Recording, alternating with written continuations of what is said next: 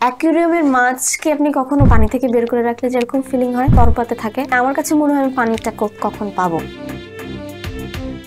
আয়না ঘরে নিয়ে 21 দিন নির্যাতন করা হয় অভিনেত্রী নওশাবাকে। বিগত সরকারের আমলে আয়না ঘরে রেখে টর্চার করা হয়েছিল টেলিভিশনের জনপ্রিয় অভিনেত্রী কাজী নওশাবা আহমেদকে, এমনটাই দাবি করেছেন অভিনেত্রী।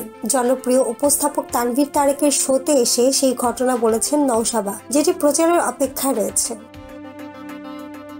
2018 সালে নিরাপদ সড়কের দাবিতে যে আন্দোলন হয়েছিল শাহবাগ তথা রাজধানীতে, সেই সময় সোশ্যাল মিডিয়ায় সরকার বিরোধী এক পোস্ট করার দায়ে গ্রেফতার হন জনপ্রিয় অভিনেত্রী কাজী নওশাবা আহমেদ। সেই সময় নওশাবা গ্রেফতার এবং তার সঙ্গে ঘটে যাওয়া ঘটনাগুলো বেশ চর্চিত ছিল। একজন উঠতি তারকার ক্যারিয়ারে ভাটা পড়ে, অতটুকু অন্তত সবাই নিজ চোখেই দেখেছেন।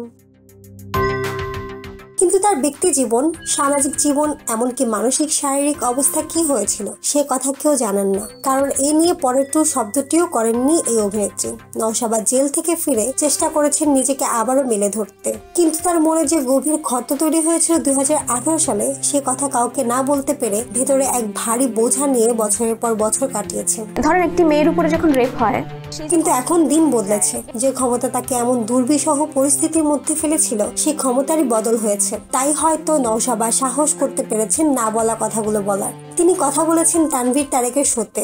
প্রচারের অপেক্ষায় থাকা সেই শো এর একটি ছবি পোস্ট করে তানভীর তারেক লিখেছেন, 2018-তে প্রথম রুলিং পার্টির অন্যায়ের বিরুদ্ধে প্রতিবাদকারী শিল্পী হলেন অভিনেত্রী কাজী নওশাবা আহমেদ। এরপর আয়না ঘরে তাকে 21 দিনের নির্যাতন, অতঃপর রিহাবে 6 মাস। নিজের মেয়েকেই চিনতে পারত না। সেই সময় থেকেই একমাত্র কন্যাকে নিয়ে গত 6 বছরে 20 বারের ওপর বাসা বদলেছে। কেউ বাসা ভাড়া দিতে চায়নি, সংসার ভেঙেছে। নিজের বাড়িতে জায়গা হয়নি, কারণ ভাই ও আত্মীয়রা নিরাপদ মনে করেনি। বন্ধুর নামে বাসা ভাড়া নিয়ে বোরকা পরে ঢুকতেন, কোনো আপোষ করেননি। অনেক রকম অফার এসেছে, মামলা করেছেন আগেই, যা এখনো চলমান। গল্পগুলো আসছে।